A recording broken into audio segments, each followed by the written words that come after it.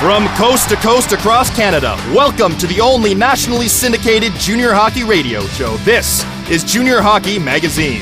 Hey hockey fans, Happy New Year! I'm your host Adam Scully, filling in for Gino Retta. On this week's show, Canada had one of their craziest preliminary rounds in recent World Junior history. We're going to take an in-depth look at their highs and their lows from their first 4 games. Making their mark, 2 of Canada's star players, Nick Petan and Kirby Reichel, are one step closer to fulfilling their NHL dream. We'll hear from them. Red hot, the Armada continue to tear their way at the top of the Q standings, and as one of the best teams in all of Canada. Our insiders are back for their insights into the CHL and who the top prospects are from around the O, the Dub, and the Q. And we unveil this week's Buzz in the Net Player of the Week, brought to you by Yahoo Canada Sports. So stay tuned, Canada. This is Junior Hockey Magazine. Chevrolet believes there's nothing more important than safety. That's why Chevrolet is once again committed to keeping things safe and fun this hockey season by giving away Bauer helmets to 5-year-olds registered in hockey all across Canada. If you have a child born in 2008, you can register now at safeandfunhockey.ca. Over the last 2 years, more than 25,000 children across Canada have received their first hockey helmet from Chevrolet. Chevrolet, safe on the road, safe on the ice.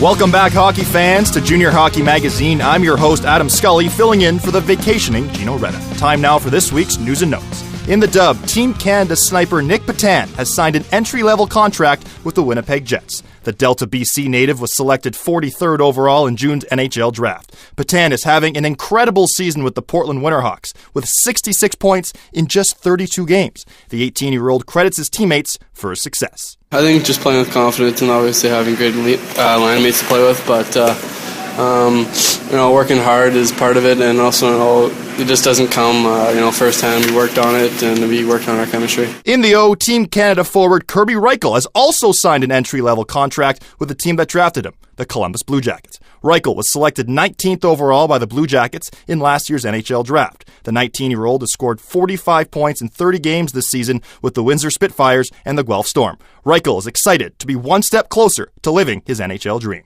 Yeah, I mean, it's really exciting, like I said, being drafted in the first round, but, Columbus had a lot of good prospects coming up. You look at Murray, Johansson, and Jenner, so, it's definitely really exciting times in Columbus. In the Q, the Blainville-Boisbriand Armada continue to be one of the best teams in all of Canada and currently have 7 more points than any other team in the Q. Much of their success can be credited to netminder Etienne Marcoux. The 20-year-old has a 16-6-3 record with 2 shutouts this season. Marcoux credits his work ethic for his success. I've been working a lot with the goalie coaches this summer and a lot too on the mental skills. I think it's helping me a lot during all season to not getting too high, not getting too low. And I think as a goalie, it's really important to stay focused all season long to have success. So I've been working on that a lot. And the Guelph Storm are now the 4th-ranked team in Canada. The Storm have won 6 straight games and are only 2 points behind the Erie Otters for the top record in the league. Captain Matt Finn says team chemistry is a big reason for the team's success. I think it's our age and how we've come together and been a team with a core group of guys over the last 3-4 years that we all, everybody knows each other, and it's a lot of, I think almost all our players are, Guelph Storm draft picks, and, just being in the system together, and we have a good read on each other, and we read off each other really well. And I think we're in a good place right now, and everyone's on the same page, and we're looking to win and do it the right way.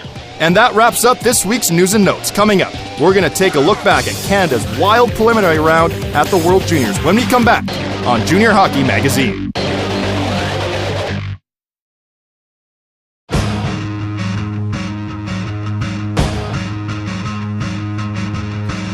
Welcome back, hockey fans, to Junior Hockey Magazine. I'm your host, Adam Scully, filling in for the vacationing Gino Retta. It's time to travel across Canada and speak to our weekly insiders from coast to coast. First up, it's Rick the Bear Weil from the WHL and our affiliate CHNL out in beautiful Kamloops, BC. And Bear, the Kelowna Rockets aren't letting up as they continue to rack up wins with the second half of the WHL season underway. Well, they're number 1 this week in the national rankings, Adam, and They're threatening to lock up first in the Western Conference and first overall a lot earlier than anyone expected. 25 wins in 26 games will do that for you, but they're on pace for 128 points.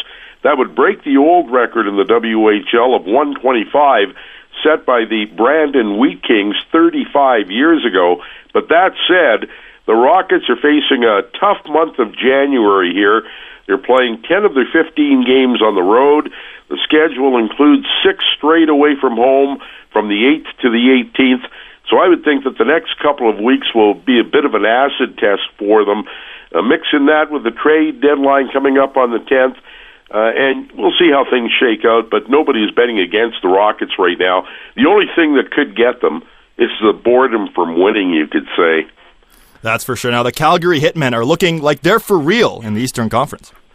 Well, the Hitmen have a 5-point lead for first place in the conference, thanks to picking up points in 12 of their last 13 games. They'll play 5 of 6 against East Division teams over the next couple of weeks. Now, they are 8-0 against teams in that division, which is weak this season, and they should feast on those teams before they run into the likes of Kelowna on January 12th, and then the reigning conference champion Edmonton Oil Kings at the end of this month. And the Oil Kings have been their nemesis. They beat Edmonton in their last game back from the Christmas break, but that was only their third win in 11 head-to-head meetings between those Alberta clubs in the last season and a half. And those 2 games against the Oil Kings at the end of the month will be huge. And Bear, the trading game is underway, leading to the January 10th deadline. Well, you had 3 deals in the league since the Christmas freeze was lifted on the 27th of December. Now, the biggest one had Calgary getting veteran but struggling forward Mike Winther from Prince Albert for a young Brooks Calder and a second-round pick. Now, if Winther works out, he'll add some age and experience to a Calgary team that only returned 7 veteran forwards this season, but he only had 3 goals for the Raiders after scoring 22 last season and 32 the year before that. Kootenay gave up a young guy, Hunter Ellenyuk, to get older on the blue line. They acquired Tyler King from Spokane. And Swift Current swapped 20-year-olds with Saskatoon. They sent Connor Sanvito to the Blades to get Nathan Burns, who played in the Memorial Cup last spring, so he brings some experience. The Blades also got a prospect, plus second and third round bantam picks in that swap. And those were the appetizers, we could say, leading into the Thursday, January 10th deadline. All right, thanks, Bear. We'll do it again next week. Pleasure talking to you, Adam. Take care. From Rick the Bear Weil and Cam Loops, we move our way to London, Ontario, and our OHL insider, Jim the Hitman Cressman. And Jim, Aaron Ekblad is the second youngest player in the lineup for Canada at the World Juniors, but he's performed like a seasoned blue liner. He certainly has, Adam. The Barrie Colts defenseman, of course, paired with Derek Pouliot by Coach Brent Sutter, and just the number one pairing on the Canadian team. Of course, Aaron was granted exceptional player status back in 2011, so we knew he was going to be a good player, but I think he has certainly blossomed into a great player much sooner than we expected, and he's already made a case for himself to be a high first-round pick with his play this season. But I think his play at the World Junior, he's being talked now as a number one pick. It'll come down to probably whether that team selecting first overall in June wants a defenseman or a forward. If they want a defenseman, it's got to be Ekblad. Man, he's a man-child. He's 6'4", 216 pounds. The kid's still growing. His poor parents. Like, who knows how big he's going to get? And, when he was with Oshawa, that's when he was first drafted. Teammate Boone Jenner nicknamed him Shrek, and he certainly fits that. The kid turns 18 next month. But, and it's already been written and said, this could be his first and last World Junior, because that team that drafts him next year, if he shows that he can play in the National Hockey League, I think that's where he is going to be. Yeah, absolutely, Jim. And the O was a part of the NHL's Winter Classic, playing its first outdoor game, actually a doubleheader at Comerica Park, home of the Detroit Tigers. Yeah, we had Windsor and Saginaw and London against Plymouth. It was fitting that the London-Plymouth game went into extra innings. Ha ha ha! Joke there. It was actually a shootout. Yeah. Now this is what's interesting. There was 26,384 tickets sold. Now that was part of a package that also included some college games, NCAA games, and an American Hockey League game at Comerica. Now, unfortunately, the night of the doubleheader for the O, the weather kind of turned sour. They figured there was maybe at tops 8,000 people in the park for the two games. So I've got it from the OHL that they won't be declaring a record. It had to be on the turnstile count. So the record for the most attended major junior game, and that is an outdoor game, was in the Western Hockey League 2011 Regina at Calgary at McMahon Stadium. They had 20,888 pass through the turnstile. So I don't think we're going to see that record fall anytime soon. Now, Jim, with the Mem Cup in London in May, that would make 2017 the next time the O plays host to the CHL Championship under the rotation among the three leagues. But au contraire, says our insider. Yeah, well, 2018 is the 100th anniversary of the Memorial Cup. Now, the Memorial Cup was donated to Major Junior Hockey by the Ontario Hockey Association, which initially founded the Ontario Hockey League, the Major Juniors, and then it became the Ontario Hockey League. So the O has asked if they could hold the Memorial Cup tournament in 2018. Miss a year in the rotation because, of course, it rotates. So I think we're going to see Quebec hold it in 2017, but definitely it will be in the Ontario Hockey League in 2018, and then I guess they'll just pick up the rotation after that. All right, Jim, great talking to you. We'll do it again next week. Okay, Adam, take care. From Jim the Hitman Cressman in London, Ontario, we continue our journey east to our next stop in Montreal. Our Q Insider from RDS, Stéphane Leroux. And Stéphane, Anthony Mantha has really stepped up at the World Juniors, leading the Canadian team the same way he's done all season in Val d'Or. Yeah, well, you know what? He was a big revelation during the World Junior Championship. I mean, if you look at the stats of the past year, I mean, the best ever QMJHL player guy that's been in Team Canada over the years was Patrice Bergeron back in 2005 in Grand Forks, North Dakota. But you look at the performances that Anthony Mantha did with the Team Canada over the past couple of days. I mean, he was unbelievable, scored good goals, big goals in certain games, and he was probably one of the key guys for the Canadian team. And remember, he was on the bubble before they finalized the roster of that team. We weren't really sure if he will be on the team or not. But I can tell you right now, I think Brent Sutter is really, really proud to have him around him right now. Stéphane, a big trade is going to be announced after the World Juniors as forward Charles Hudon is on his way to Baie-Comeau. Yeah, well, Charles Hudon, he's playing a role with the Canadian team right now. He was a part of the Chicoutimi Saguenay for the past 3 years and a half, and he was one of the key guys, of course, during that trade period in the Quebec Junior Hockey League that we knew he's going to be traded because Chicoutimi is thinking about next year with their Memorial Cup bid for 2015. And Baie-Comeau Drakkard, you know, they want to win everything this year in the Quebec Junior Hockey League. They have a pretty good team, and Charles Hudon becoming a Drakkard at the end of the World Junior, it's going to be official. I think it's a key acquisition because that guy, you know, with his experience with Team Canada and what he accomplished over the past 3 years and a half, he's going to be a real good asset for the Baie-Comeau Drakkard over the next couple of months and maybe make them win their first pennant. We'll see. And Stéphane, as other trades become official now, goalies are on the move. Big names Antoine Bibeau, Francois Tremblay, and Mason McDonald are changing teams. Yeah, well, we heard about this possibility of having a couple of goalies changing address. And you look at a guy like Antoine Bibeau, he's a Maple Leaf prospect, and he was traded from Charlottetown to Val d'Or. So, of course, in Val d'Or, they have a goalie that was available now. Then Francois Tremblay went from Val d'Or to Victoriaville. And, of course, in Bathurst, they want to have a new goalie, too. So they send Mason McDonald to Charlottetown. McDonald's going to be part of the prospect game in January. He's a good guy for the draft this year. So you can see that there's a lot of goalies on the move right now, and you know what? It's not over yet. We can trade some players till January the 7th in the Quebec Junior Hockey League, so maybe there will be a couple of more that I can be able to talk with you next week. Thanks, Stéphane. We'll do it again next week. Thank you very much. See you next week. And that does it for this week's Insiders Report. Coming up, we're going to take a look back at Canada's wild preliminary round at the World Juniors. You're listening to Canada's only nationally syndicated junior hockey radio show. This is Junior Hockey Magazine. Chevrolet believes there's nothing more important than safety. That's why Chevrolet is once again committed to keeping things safe and fun this hockey season by giving away Bauer helmets to 5-year-olds registered in hockey all across Canada. If you have a child born in 2008, you can register now at safeandfunhockey.ca. Over the last 2 years, more than 25,000 children across Canada have received their first hockey helmet from Chevrolet. Chevrolet, safe on the road, safe on the ice.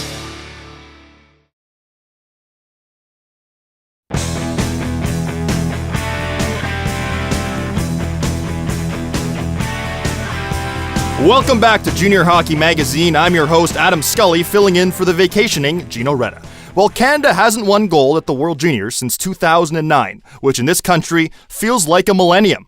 They're through the preliminary round, and our nation certainly had its share of highs and lows. Let's take a look back at Canada's wild preliminary round. That's Dumba. Steps across the line. In comes Dumba with it. Winds way in, backhands it back and forth. Rebound, scores! Josh Anderson on the rebound, and the game is tied.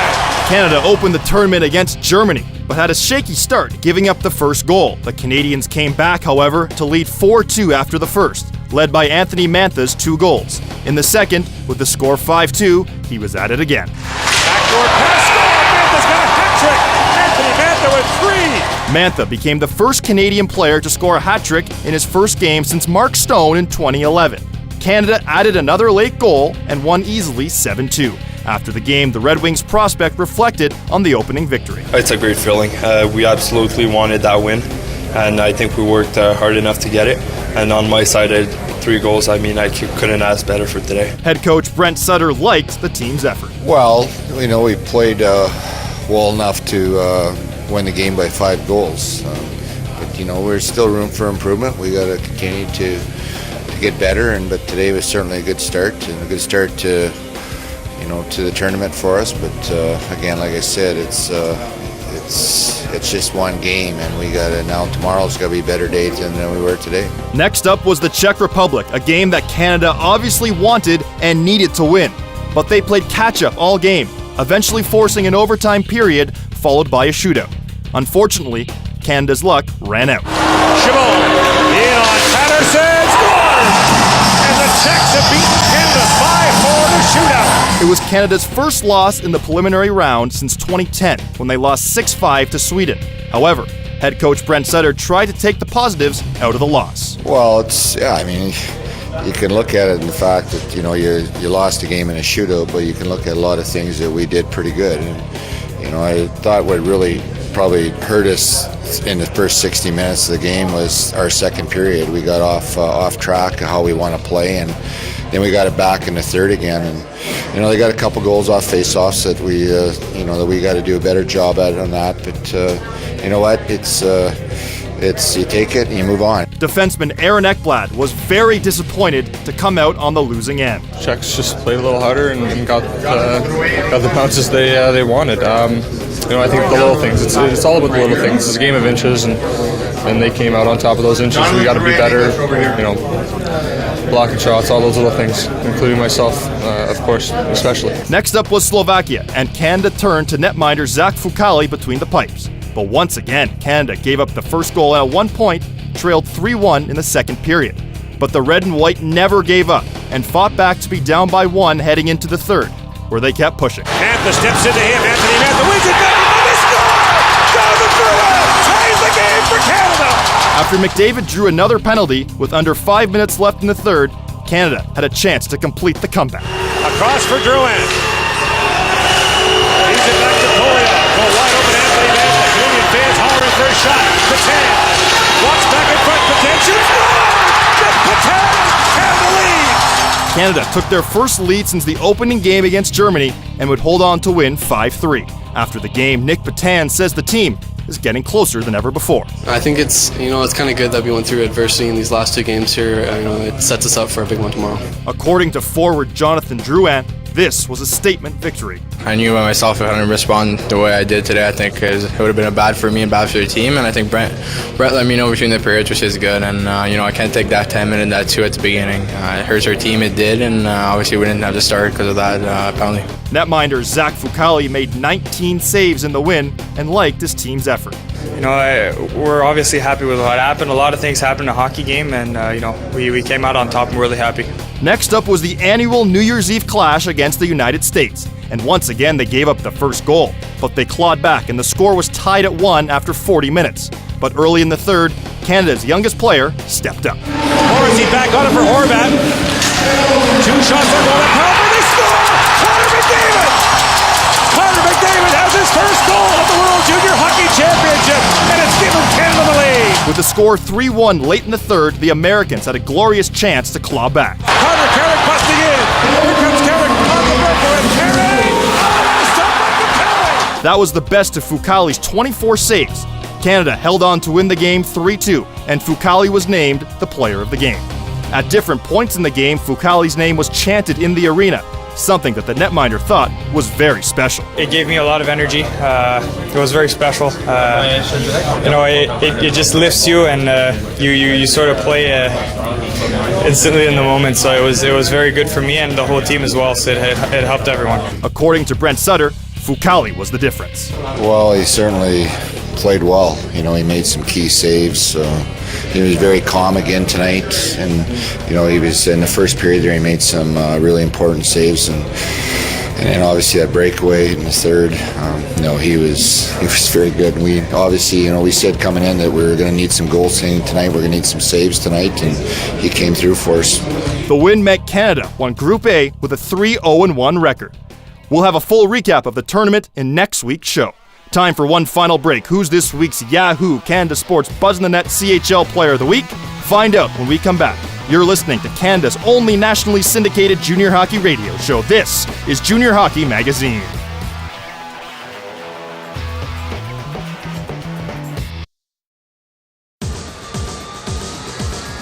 Welcome back to Junior Hockey Magazine. Time now for the Yahoo Canada Sports Buzz in the Net CHL Player of the Week. And this week's winner is Matt Rupert of the London Knights, who scored 7 points in just 3 games.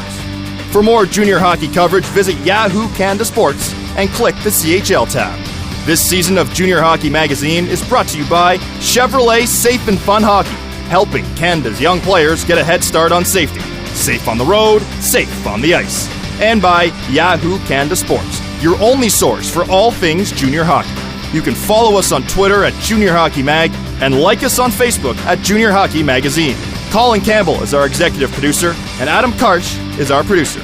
Until next week, Canada, I'm Adam Scully filling in for the vacationing Gino Retta, saying Happy New Year and so long, hockey fans, and thanks for joining us this week on Junior Hockey Magazine.